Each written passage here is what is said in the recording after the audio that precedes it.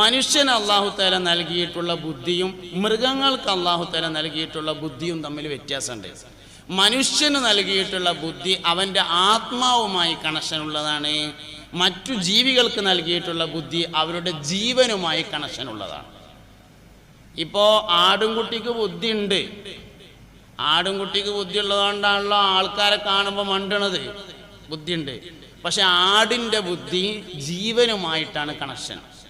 എന്നാൽ മനുഷ്യൻ്റെ ബുദ്ധി ആടുംകുട്ടിയുടെ ബുദ്ധിയല്ല, അത് റൂഹുമായി ആത്മാവുമായാണ് കണക്ഷൻ ഉള്ളത്. അതുകൊണ്ട് തന്നെ ഈ രണ്ട് ബുദ്ധി തമ്മിൽ ഒരുപാട് വ്യത്യാസം ഉണ്ടാവും. ഈ ബുദ്ധി വർദ്ധിക്കാൻ, ബുദ്ധി വികസിക്കാൻ, അത് വർദ്ധിക്കാൻ വേണ്ടി 4 കാര്യങ്ങൾ മഹാനായ ഇമാം ഷാഫി റഹ്മത്തുള്ളാഹി തആല പഠിപ്പിക്കുന്നു.